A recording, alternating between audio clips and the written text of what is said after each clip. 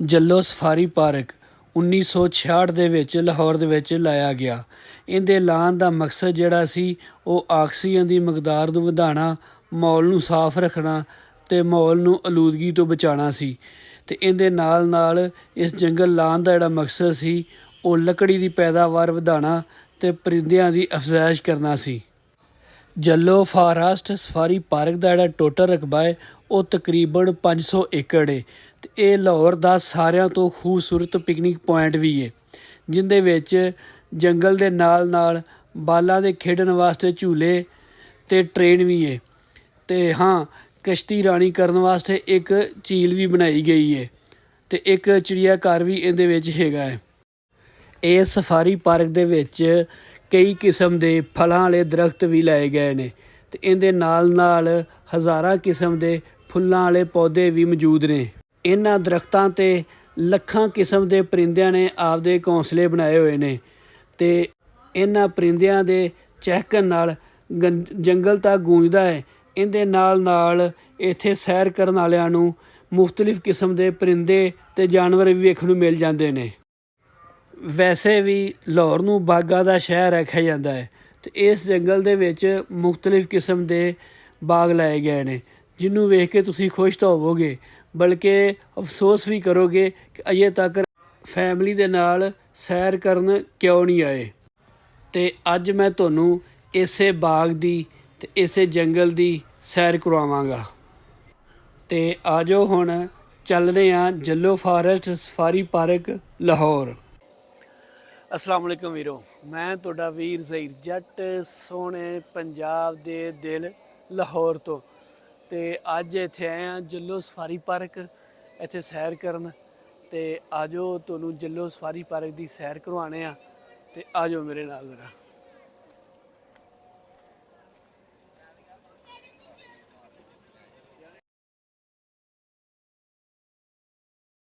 Safari park 'ਚ inter ਹੁੰਦਿਆਂ ਨਾਲ ਹੀ ਇਹ ਜਿਹੜਾ ਖੱਬੇ ਪਾਸੇ ਪਹਿਲਾ ਪਿੰਜਰਾ ਹੈ ਇਹ ਸ਼ਿਤਰਮੁਰਗ ਦਾ ਹੈ ਅਤੇ ਇਹਦੇ ਵਿੱਚ ਇੱਕ ਹੀ ਸ਼ਿਤਰਮੁਰਗ ਹੈ ਨਰ, ਇਕੱਲਾ ਨਰ ਹੀ ਹੈ ਸ਼ਿਤਰਮੁਰਗ। ਮਾਦਾ ਦੱਸਿਆ ਗਿਆ ਹੈ ਕਿ ਜਿਹੜੀ ਇਹਦੀ ਹੈ ਉਹ ਕੁਛ ਅਰਸਾ ਪਹਿਲੇ ਰੁਖਸਤ ਹੋ ਗਈ ਹੈ ਅਤੇ ਇਹ ਇਕੱਲਾ ਹੀ ਵਿਚਾਰਾ ਜਿਹੜਾ ਹੈ ਨਾ ਇੱਥੇ ਫਿਰਦਾ ਰਹਿੰਦਾ ਹੈ, ਰੰਝ ਦੀ ਤਰ੍ਹਾਂ ਇੱਥੇ ਆਲੇ ਦੁਆਲੇ ਫਿਰਦਾ ਰਹਿੰਦਾ ਹੈ ਪਿੰਜਰੇ ਦੇ ਵਿੱਚ, ਜਿਵੇਂ ਗਵਾਚੀ ਗਾਂ ਹੁੰਦੀ ਹੈ। ਇਹ ਵੇਖੋ ਕਿੱਡਾ ਪਿਆਰਾ ਹਿਰਨੀ ਦਾ ਬੱਚਾ ਛੋਟਾ ਜਿਹਾ। ਇਹ ਪਿੱਛੇ ਹਿਰਨੀਆਂ ਚੱਲ ਰਹੀਆਂ ਨੇ, ਪੱਠੇ ਪਾਏ ਨੇ ਉਹਨਾਂ ਨੂੰ ਅਤੇ ਇਹ ਹਿਰਨੀਆਂ ਦਾ ਜੰਗਲ ਹੈ। ਅਤੇ ਅੱਗੇ ਆ ਜਾਓ ਜ਼ਰਾ। ਇੱਥੇ ਬੱਚੇ ਆ ਕੇ ਸਪੈਸ਼ਲੀ ਬੱਚਿਆਂ ਵਾਸਤੇ ਫੈਮਲੀਆਂ ਆਉਣ, ਬੱਚੇ ਆਉਣ, ਇੱਥੇ ਪਿਕਨਿਕ ਮਨਾਉਣ। ਬਹੁਤ ਵੱਡੀ ਪਾਰਕ ਹੈ ਅਤੇ ਇੱਥੇ ਜਿਹੜਾ ਹੈ ਨਾ ਬੱਚੇ ਬੜੇ ਮਹਿਸੂਸ ਹੋਣਗੇ ਇਹ ਜਾਨਵਰ ਵੇਖ ਕੇ, ਪਿਆਰੇ ਪਿਆਰੇ ਜਾਨਵਰ ਵੇਖ ਕੇ। ਮੋਰ ਨੇ, ਬਗਤਾ ਨੇ, ਸ਼ਿਤਰਮੁਰਗ ਹੈ ਅਤੇ ਉਹ ਅੱਗੇ ਮੈਨੂੰ ਵਾਈਟ ਮੋਰ ਨਜ਼ਰ ਆ ਰਿਹਾ। ਆ ਜਾਓ ਤੁਹਾਨੂੰ ਚਿੱਟੇ ਮੋਰ ਦਿਖਾਉਣਾ ਜ਼ਰਾ, ਸਫੈਦ ਕਲਰ ਦੇ। ਇਹ ਆ ਜੀ ਸਫੈਦ ਮੋਰ, ਇਹਨੂੰ ਹਿੰਦੀ ਮੋਰ ਜਾਂ ਨੀਲੇ ਮੋਰ ਵੀ ਆਖਿਆ ਜਾਂਦਾ ਹੈ, ਜਿਹੜਾ ਕਿ ਪਾਕਿਸਤਾਨ ਅਤੇ ਇੰਡੀਆ ਦੇ ਵਿੱਚ ਕਾਫੀ ਪਾਇਆ ਜਾਂਦਾ ਹੈ। ਇਹਦੀ ਕੋਈ ਅਲੱਗ ਨਸਲ ਨਹੀਂ, ਇਹ ਆਮ ਹੀ ਮੋਰ ਹੈ, ਲੇਕਿਨ ਇਹਦਾ ਜਿਹੜਾ ਰੰਗ ਉਹ ਸਫੈਦ ਹੈ। ਇਹ ਏਸ਼ੀਆ, ਯੂਰਪ ਅਤੇ ਅਮਰੀਕਾ ਵਿੱਚ ਲੋਕ ਵੀ ਬੜੇ ਸ਼ੌਕ ਦੇ ਨਾਲ ਇਹਨੂੰ ਪਾਲਦੇ ਨੇ, ਕਿਉਂਕਿ ਇਹ ਵੇਖਣ ਦੇ ਵਿੱਚ ਬੜਾ ਹੀ ਖੂਬਸੂਰਤ ਲੱਗਦਾ ਹੈ। ਇਹ ਖੂਬਸੂਰਤ ਜਾਨਵਰ ਅਤੇ ਪਰਿੰਦਿਆਂ ਦੀ ਜਿਹੜੀ ਖੂਬਸੂਰਤੀ ਹੈ ਇਹ ਇਸ ਜੰਗਲ ਵਿੱਚ ਮੰਗਲ ਦਾ ਸਮਾਂ ਬਣਾ ਦਿੰਦੀ ਹੈ ਅਤੇ ਇਸ ਪਾਰਕ ਦੀ ਖੂਬਸੂਰਤੀ ਨੂੰ ਚਾਰ ਚੰਨ ਲਾ ਦਿੰਦੀ ਹੈ। ਇਹ ਜਿਹੜੇ ਜਾਨਵਰ ਅਤੇ ਪਰਿੰਦੇ ਨੇ ਇਹਨਾਂ ਨੂੰ ਅਸੀਂ TV ਦੇ ਵਿੱਚ ਹੀ ਵੇਖ ਸਕਦੇ ਸਾਂ, ਲੇਕਿਨ ਇਸ ਪਾਰਕ ਦੇ ਵਿੱਚ ਆ ਕੇ ਇਹਨਾਂ ਨੂੰ ਅਸੀਂ ਬਰਾਹ ਰਾਸਤ ਵੀ ਵੇਖ ਸਕਦੇ ਹਾਂ। ਅਤੇ ਇਹ ਖੂਬਸੂਰਤ ਪਰਿੰਦੇ ਮਸਲਨ ਤਿੱਤਰ, ਮੋਰ ਅਤੇ ਤੋਤੇ ਵਗੈਰਾ ਜਦੋਂ ਚਹਿਕਦੇ ਨੇ, ਆਪਦੀਆਂ ਪਿਆਰੀਆਂ ਪਿਆਰੀਆਂ ਆਵਾਜ਼ਾਂ ਕੱਢਦੇ ਨੇ ਅਤੇ ਇਸ ਪਾਰਕ ਦੇ ਵਿੱਚ ਜਿਹੜਾ ਉਹਦੀ ਖੂਬਸੂਰਤੀ ਵਿੱਚ ਹੋਰ ਜਿਹੜੀ ਮਜ਼ੀਦ ਇਜ਼ਾਫਾ ਹੋ ਜਾਂਦਾ ਹੈ। ਅਤੇ ਇਹ ਆਵਾਜ਼ਾਂ ਸੁਣਨ ਵਾਲੇ ਜਿਹੜੇ ਆਉਂਦੇ ਨੇ ਇੱਥੇ ਸੈਰ ਕਰਨ ਆਉਂਦੇ ਨੇ, ਉਹ ਆਪਣੇ ਆਪ ਨੂੰ ਹੋਰ ਕੁਦਰਤ ਦੇ ਕਰੀਬ ਮਹਿਸੂਸ ਕਰਦੇ ਨੇ। ਜਿਹੜੇ ਲੋਕ ਪਾਰਕ 'ਚ ਸੈਰ ਕਰਨ ਆਉਂਦੇ ਨੇ ਉਹਨਾਂ ਵਾਸਤੇ ਐਕਸਰਸਾਈਜ਼ ਦਾ ਵੀ ਇੱਥੇ ਇੰਤਜ਼ਾਮ ਹੈ, ਕਿਉਂਕਿ ਜਦੋਂ ਤੁਸੀਂ ਸੈਰ ਕਰਨ ਆਓ ਇੱਥੇ ਐਕਸਰਸਾਈਜ਼ ਵੀ ਕਰ ਸਕਦੇ। ਇਹ ਮੁਖਤਲਿਫ ਲੱਗੇ ਨੇ ਐਕਸਰਸਾਈਜ਼ ਕਰਨ ਵਾਸਤੇ, ਤੁਸੀਂ ਇੱਥੇ ਜਦੋਂ ਆਓ ਐਕਸਰਸਾਈਜ਼ ਵੀ ਕਰ ਸਕਦੇ ਜੇ। हाँ जी, इस तरफ आके कैक्टस गार्डन का बोर्ड लगा है।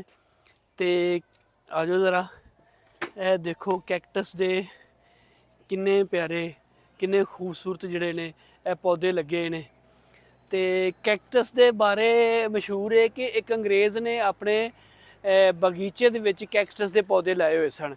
कैक्टस के पौधे इन्होंने सख्त पथरीली जगह ते जिहड़े पौधे होंदे ने इन्हों थोर वाले दरख्त भी आंदे ने। अच्छा, वो अंग्रेज़ ने लाए सन अपने बगीचे विच ते किसी ने उन्होंने पूछा कि तू कैक्टस के जिहड़े जंगली पौधे ने लगाए ने अपने बगीचे विच। तो अंग्रेज़ ने बड़ा खूबसूरत जवाब दिता। उन्हें कहा कि कैक्टस के पौधे मैनू फल तो नहीं देंदे, ये ओडा खूबसूरत जरिया भी नहीं मेरे बगीचे का, लेकिन ये मेरे वास्ते ते मेरे बच्चों वास्ते ऑक्सीजन वाफर मकदार च मुहैया करते हैं। यानी कैक्टस के जिहड़े पौधे ने वो ऑक्सीजन का जरिया बनते हैं तो ये अपने अंदर जिहड़ा पानी की वाफर मकदार जिहड़ी है ना वो जज़ब करन दी इन्हां दे अंदर सहूलियत है। तो इधर आओ ज़रा तुहानूं मैं विखाना। लेकिन ये हुंदे नोकदार ने, इन्ने तेज़ होंदे ने कि जिस तरह किसी बंदे की जबान, कई बंदे की जबान भी इस तरह ही तेज़ होती है जिहड़ी कि जिन्हां दे अल्फाज जिहड़े दिल चीर दिंदे ने। ते ए किड्डे सरसब्ज़ लगदे पे ने, हरे भरे ने ते थल्लेओं कंडे। कुछ लोग इस जमाने च उस तरह दे ही होंदे ने कि उत्तों बड़े हरे भरे ते विचों कंडियां दे नाल भरे हुए। ते आजो हुण अगे चल के वेखने आ कि अगे जल्लो सफारी पार्क दे विच की है। आजो ज़रा, ए वेखो ए स्कूल दे बच्चे माशाल्लाह कट्ठे हो के जिहड़ा है ना पिकनिक मना रहे ने। ए उन्हें देग रखी नाल अपने खान पीन का इंतजाम करके आए ने ते पिकनिक मना रहे ने। ਜਿਹੜੇ ਲੋਕ ਇੱਥੇ ਸੈਰ ਕਰਨ ਆਉਣਾ ਚਾਹੁੰਦੇ ਨੇ, ਮੇਰਾ ਉਹਨਾਂ ਵਾਸਤੇ ਮਸ਼ਵਰਾ ਇਹ ਆ ਕਿ ਇਲਾਕਾ ਬੜਾ ਖੁੱਲ੍ਹਾ ਹੈ। ਤਕਰੀਬਨ 500 ਏਕੜ ਦੇ ਵਿੱਚ ਇਹ ਜਿਹੜਾ ਹੈ ਨਾ ਬਾਗ ਹੈ ਜਾਂ ਜੰਗਲ ਹੈ। ਅਤੇ ਪੈਦਲ ਤਾਂ ਤੁਸੀਂ ਇਸ ਇਲਾਕੇ ਨੂੰ ਨਹੀਂ ਘੁੰਮ ਸਕਦੇ। ਅਤੇ ਇਸ ਕਰਕੇ ਇਹਨੂੰ ਅਗਰ ਸਾਰਾ ਵੇਖਣਾ ਹੋਵੇ ਤਾਂ ਕੋਸ਼ਿਸ਼ ਕਰੋ ਕਿ ਆਪਣੀ ਗੱਡੀ 'ਤੇ ਤੁਸੀਂ ਆਓ ਤਾਂ ਕਿ ਇਹਨੂੰ ਸਾਰਿਆਂ ਨੂੰ ਘੁੰਮ ਫਿਰ ਸਕੋ, ਇਹਦੀ ਖੂਬਸੂਰਤੀ ਜਿਹੜਾ ਹੈ ਸਾਰਿਆਂ ਨੂੰ ਵੇਖ ਸਕੋ। ਕਿਉਂਕਿ ਪੈਦਲ ਜਿਹੜਾ ਹੈ ਤੁਸੀਂ ਇਹ ਨਹੀਂ ਘੁੰਮ ਸਕਦੇ, ਤੁਸੀਂ ਇੱਕ ਹੀ ਪਾਰਕ ਜਿਹੜੀ ਉਹ ਵੇਖ ਸਕਦੇ ਜੇ। ਇਹ ਜੀ ਪਾਰਕ ਦਾ ਇੱਕ ਅਸੀਂ ਹਿੱਸੇ 'ਚ ਆਏ ਹਾਂ ਅਤੇ ਇਹ ਬੜਾ ਮਖਸੂਸ ਜਿਹਾ ਹਿੱਸਾ, ਇਹ ਬੜਾ ਪਿਆਰਾ। ਇਹ ਵੇਖੋ ਦਰਖਤ, ਬੋਹੜ ਦੇ ਦਰਖਤ ਨੇ ਅਤੇ ਇਹ ਕਿੱਡੀਆਂ ਪਿਆਰੀਆਂ ਉੱਤੋਂ ਇਹਨਾਂ ਦੀਆਂ ਜਿਹੜੀਆਂ ਜੜ੍ਹਾਂ ਜਿਹੜੀਆਂ ਉਹ ਥੱਲੇ ਲਮਕਦੀਆਂ ਪਈਆਂ ਨੇ। ਇਹ ਕਾਫੀ ਜ਼ਿਆਦਾ ਦਰਖਤ ਨੇ। ਇੱਧਰ ਵੀ ਇਹ ਸਾਰਾ ਜਿਹੜਾ ਹੈ ਨਾ, ਅਤੇ ਇਹ ਜਦੋਂ ਛੋਟੇ ਹੁੰਦੇ ਸਾਂ ਤੇ ਉਦੋਂ ਇਹ ਬੋਹੜ ਦਰਖਤ ਕੋਲ ਜਾਣਾ ਤੇ ਉਹ ਸਾਨੂੰ ਵੱਡਿਆਂ ਡਰਾਉਣਾ ਕਿ ਇਹ ਚੜੇਲ ਦੇ ਵਾਲ ਨੇ। ਤੇ ਇਹ ਵੇਖੋ ਕਿੰਨੇ ਪਿੱਛੇ ਕਾਫੀ ਦਰਖਤ ਨੇ ਤੇ ਬੜਾ ਪਿਆਰਾ ਲੱਗਦਾ ਪਿਆ। ਇੱਥੇ ਬੜੀ ਠੰਡਕ ਹੈ ਦਰਖਤਾਂ ਦੀ ਛਾਂ ਦੀ ਵਜ੍ਹਾ ਤੋਂ। ਤੇ ਇਹ ਇੰਨਾ ਕੁ ਹਿੱਸਾ ਉਹਨਾਂ ਸਿਰਫ ਇਹਨਾਂ ਦਰਖਤਾਂ ਵਾਸਤੇ, ਇਹ ਬੋਹੜ ਦੇ ਦਰਖਤਾਂ ਵਾਸਤੇ ਮਖਸੂਸ ਕੀਤਾ ਹੈ। ਤੇ ਇਹ ਇਹਨਾਂ ਦੀਆਂ ਜਿਹੜੀਆਂ ਥੱਲੇ ਉੱਪਰ ਤੋਂ ਜੜ੍ਹਾਂ ਲੰਬਦੀਆਂ ਪਈਆਂ ਨੇ, ਬੜੀਆਂ ਖੂਬਸੂਰਤ ਲੱਗਦੀਆਂ ਪਈਆਂ ਨੇ। ਇਹ ਜਿਹੜਾ ਬੋਹੜ ਦਰਖਤ ਹੈ ਇਹਦੀ ਲਾਈਫ ਸੈਂਕੜੇ ਸਾਲ, 100 ਸਾਲ ਤੋਂ ਵੀ ਉੱਪਰ ਹੁੰਦੀ ਹੈ। ਅਤੇ ਇਹ ਕਾਫੀ ਪੁਰਾਣੇ ਦਰਖਤ ਨੇ ਅਤੇ ਬੜੀ ਖੂਬਸੂਰਤੀ ਜਿਹੜੀ ਇੱਥੇ ਜਿਸ ਤਰ੍ਹਾਂ ਲੱਗੇ ਨੇ, ਜਿਹੜਾ ਨਾ ਬੜਾ ਖੂਬਸੂਰਤ ਲੱਗਦਾ ਪਿਆ। ਆਜੋ ਤੁਹਾਨੂੰ ਹੁਣ ਅੱਗੇ ਲੈ ਕੇ ਚੱਲਦੇ ਹਾਂ। ਇਹ ਜੀ ਪਾਰਕ ਦਾ ਉਹ ਹਿੱਸਾ ਹੈ ਜਿੱਥੇ ਇਹ ਬੱਚਿਆਂ ਵਾਸਤੇ ਝੂਲੇ ਬਣੇ ਹੋਏ ਨੇ। ਇਹ ਉੱਪਰ ਰੇਲ ਬਣੀ ਹੈ ਅਤੇ ਇੱਧਰ ਸਾਰੇ ਬੱਚਿਆਂ ਦੇ ਝੂਲੇ ਬਣੇ ਹੋਏ ਨੇ। ਅਤੇ ਇਹਨਾਂ ਝੂਲਿਆਂ ਦੀ ਇਸ ਸਾਈਡ 'ਤੇ ਜਿਹੜਾ ਹੈ ਨਾ ਉਹ ਝੀਲ ਹੈ ਅਤੇ ਇੱਥੇ ਬੱਚੇ ਆ ਕੇ ਇਹਨਾਂ ਝੂਲਿਆਂ 'ਤੇ ਖੇਡਦੇ ਨੇ। ਇਹ ਬੱਚੇ ਤੁਹਾਨੂੰ ਨਜ਼ਰ ਆ ਰਹੇ ਹੋਣਗੇ, ਬੱਚੇ ਅਤੇ ਫੈਮਲੀਆਂ ਆਈਆਂ ਨੇ ਅਤੇ ਉਹ ਇੰਜੋਏ ਕਰਦੇ ਪਏ ਨੇ। ਇੱਧਰ ਮੇਰੀ ਇਸ ਸਾਈਡ 'ਤੇ ਜਿਹੜੇ ਬੱਚੇ ਆ ਦੇਖੋ ਪਿਕਨਿਕ ਮਨਾ ਰਹੇ ਨੇ। ਇਹ ਜੀ, ਹਾਂਜੀ, ਇਹ ਜੀ ਇਹ ਰੇਲ ਬਣੀ ਹੈ ਜਿੱਥੇ ਝੂਲੇ ਨੇ, ਝੂਲਿਆਂ ਦੇ ਦਰਮਿਆਨ ਦੇ ਵਿੱਚ ਰੇਲ ਬਣੀ ਹੈ ਅਤੇ ਇਹ ਰੇਲ ਜਿਹੜੀ ਹੈ ਇੱਕ ਹੀ ਬੱਚੇ ਨੂੰ ਲੈ ਕੇ ਝੂਲੇ ਦੇ ਰਹੀ ਹੈ।